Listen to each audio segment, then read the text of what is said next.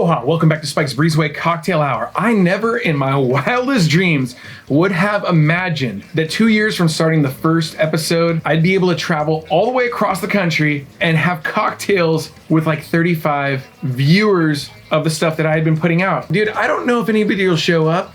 And like if they do, it'll probably be just me and a couple other people hanging out of the bar, drinking mediocre at best cocktails, and it'll be fine. So this guy, Nick Florch, reached out and said, "You want me to just take this off your plate?" And I was like, yes, I don't even want to worry about it. So he ended up making like a sign-in sheet, name tags. This thing's like stained with duck sauce. Dude, Kowloon. Kowloon was built in 1950.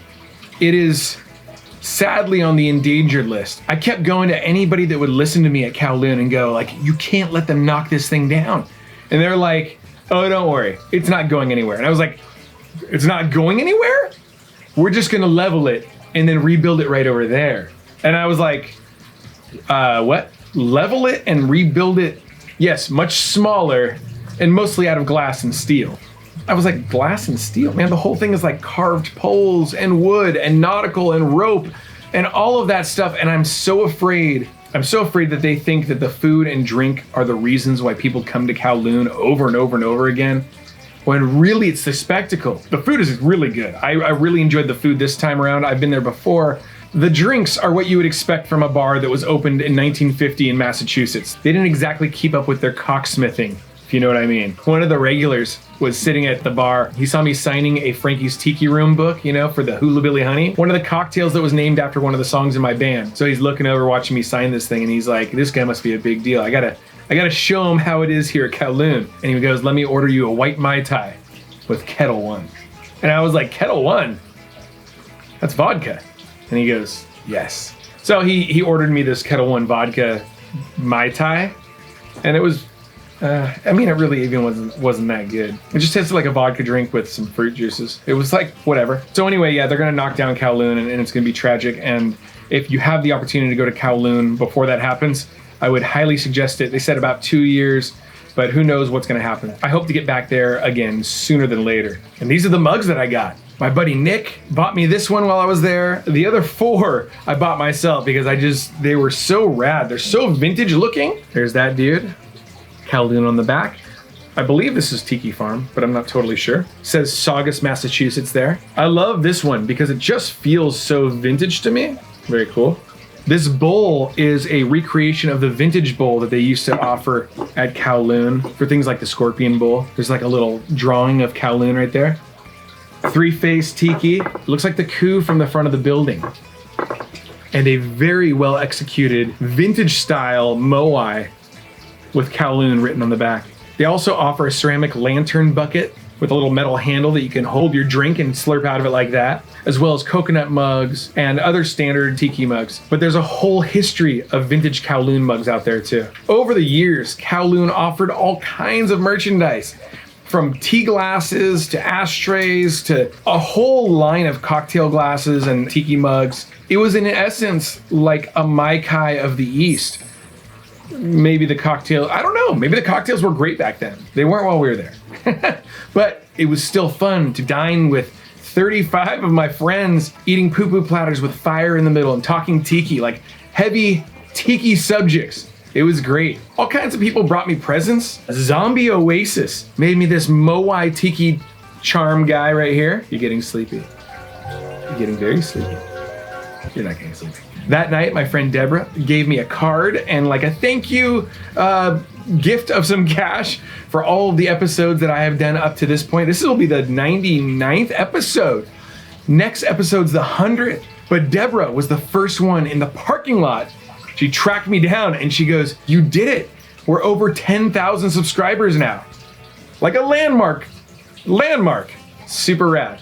And then a new buddy and his wife gave me a Bali High menu. Now, the last time I was in Massachusetts was for an event called the Shake Up, and I was shooting some photos for the Shake Up. But my buddy Rick took me around to a bunch of vintage Tiki bars, places that are in like different states of decay. Still original places, but they're basically beer bars.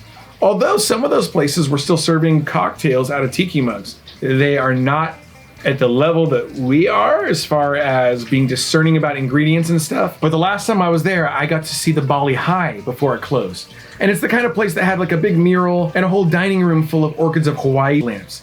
Like, just amazing. That's the first time I had a Sprite Mai Tai, by the way. Horrible. Totally horrible. But they gave me this mint condition Bali High menu. And while the illustrations are really nice for like the general dining, when you get to the cocktail page, the thing just comes alive. Look at that.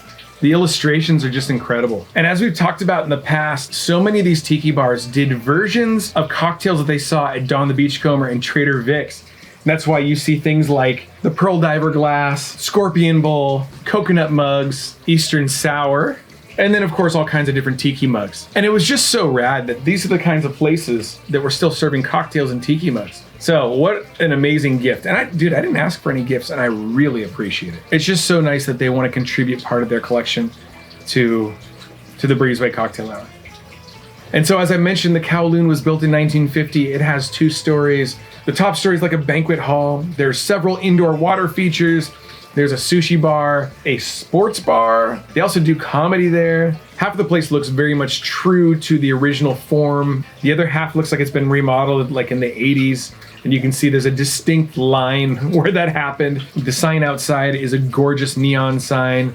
There's a Chinese tile roof on one side and the other side's just the biggest A-frame you've ever seen with the tallest Hawaiian ku right there with the Kowloon letters. Other interesting design aspects of Kowloon. The back dining room where our group was dining is supposed to emulate a ship that you are sitting on. The walls have fake palms and an ocean scene out to sea and a volcano that is constantly erupting. There are huts throughout the whole place with big glass fish floats that are all lit up. There is a kind of private dining room which is all thatch. It really feels like you're dining inside of a hut. Several colored water features, which are really, really nice. Murals all over the place, including a mural in the bar that used to have simulated running waterfalls by the way that the lights flickered.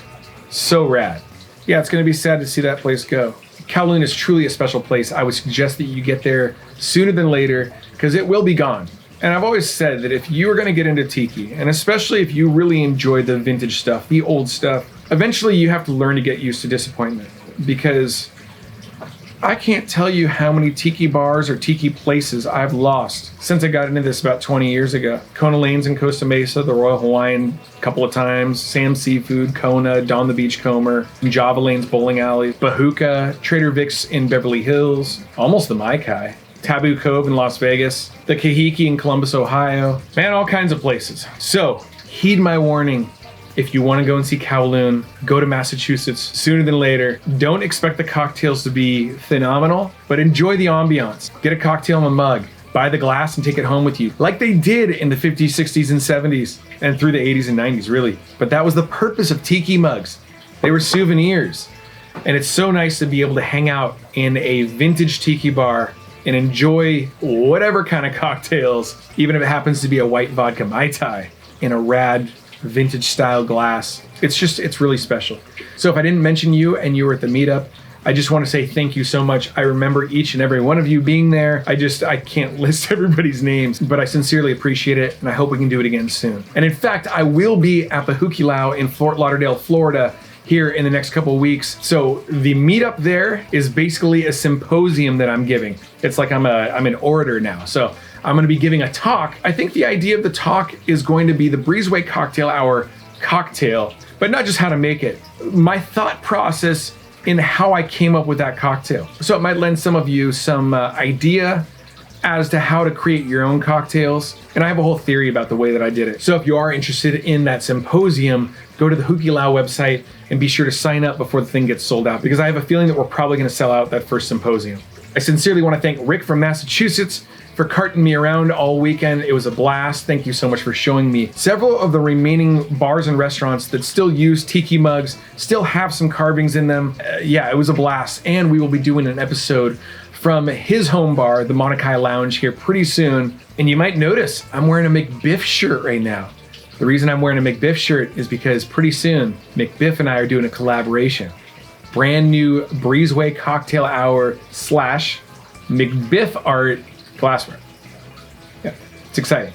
Folks, if you enjoyed this, please be sure to like, comment, hit the subscribe button if you aren't already, and join the Patreon to not only get a Spike's Breezeway Cocktail Hour enamel pin, but also to get first opportunity in any merch that I release, including the glassware coming from McBiff and myself. I do want to say thank you to our 10,000 subscribers, and next episode is our 100th episode.